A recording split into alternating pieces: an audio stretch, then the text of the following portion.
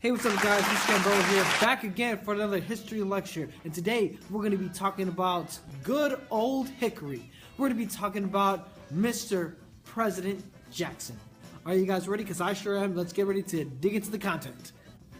Alright, let's talk about these humble beginnings of our dear fearless leader. As you can see here, President Jackson, and as you remember, he was a very instrumental leader during the War of 1812. He actually led one of the most decisive victories during that battle, the Battle of New Orleans. Now, President Jackson's political career gets launched because of this battle, and he is eventually able to run for presidency. He runs first during the election of 1824. However, in the 1824 election, he is defeated by his rival, John Quincy Adams. Now, John Quincy Adams is able to defeat President Jackson because of a corrupt bargain. What is a corrupt bargain, you may ask? Well, pretty much what ended up happening was President Jackson and John Quincy Adams split on the electoral votes, and so the House of Representatives had to decide the President of the United States. Ultimately, there was a hidden bargain between John Quincy Adams and Henry Clay. Henry Clay said that he would deliver his electoral votes to John Quincy Adams. In return, he would have to make him his Secretary of State. And that's what happens. The bargain is struck, and President Jackson loses that first venture into the presidency. And so that's not going to keep our boy down. He is going to run again, and eventually he will win.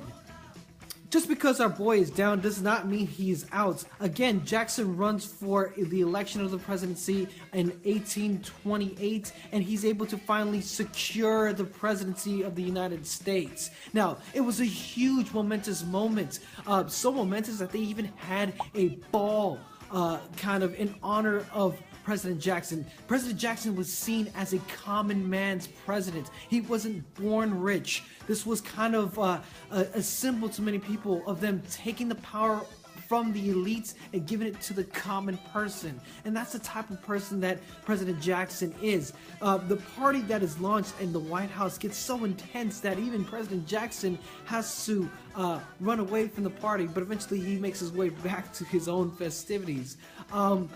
During his presidency, President Jackson is going to be viewed as a champion for the common man, and he also enacts a different form of democracy, or he changes the presidency very gradually. He enacts the spoils system, and with the spoils system, pretty much he promises anybody who helped him out in his campaigns, giving them like elected cabinet positions that normally would go to the most qualified people. He gave it to his best friends, and he appointed his trusted allies to those positions, as opposed to hearing out people who were best qualified or best suited for these cabinet positions. So that was the type of president that President Jackson was, and he is going to forever revolutionize and change the presidency because of his obscure actions.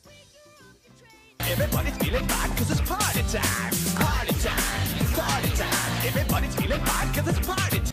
Now, one of the most controversial things that happened during President Jackson's presidency was his signing of the Indian Removal Act. Now, pretty much what this stated was that Indians would be forced out of their land, and they would be forced to move west out of the U.S. territorial gains. Now, the reason for this being was for the United States to actively expand their territorial gains and to not interfere or not have interference from Native American hostilities. However, a lot of tribes, especially the Cherokee tribe, had already assimilated into this Western style culture, and they consider themselves to be American citizens. And so they sue the federal government for this, and surprisingly, they win in the Supreme Court with Supreme Court Judge Marshall.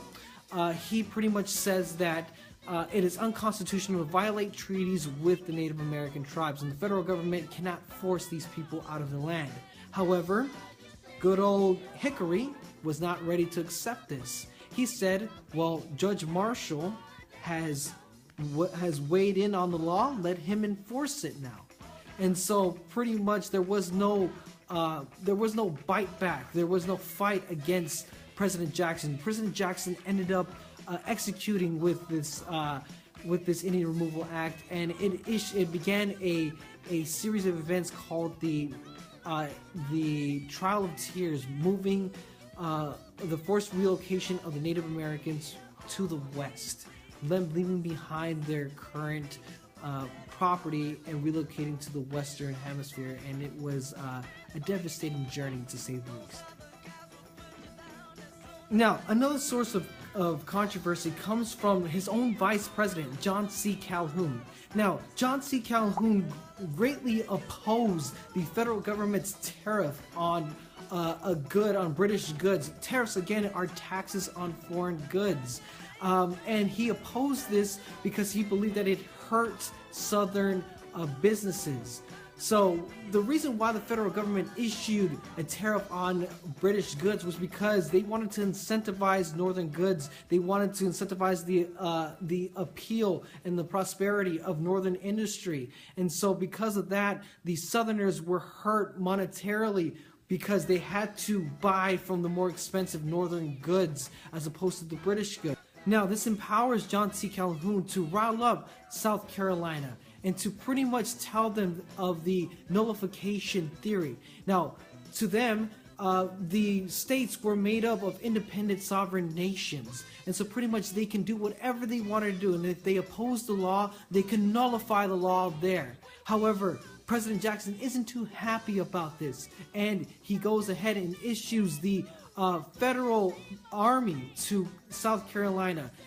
South Carolina is on the verge of declaring independence against the nation, and Andrew Jackson threatens South Carolina with the army, pretty much ending that discussion of independence.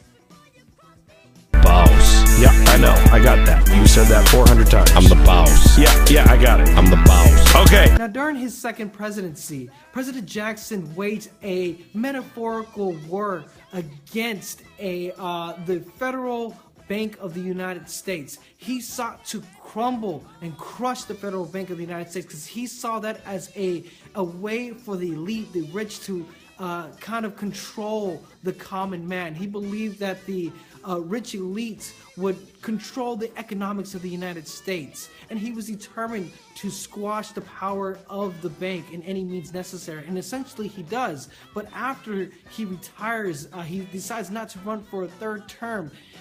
He retires, and the economy is crushed, essentially leading to a huge recession. Now, President Jackson is remembered as being an overarching executive president. Some people believe that he established himself as more of a monarch, and he exerted more executive power during his presidency. Others saw him as a common hero of the people, for him advocating for common rights. I'll let you decide what type of person Jackson was, but pretty much that's the skinny on President Jackson. Good luck studying. I'm gonna be a mighty king, so enemies beware. Well, I've never seen a king on beast with quite so little hair. I'm gonna be the main event, like no king was before. I'm brushing up on looking down, I'm working on my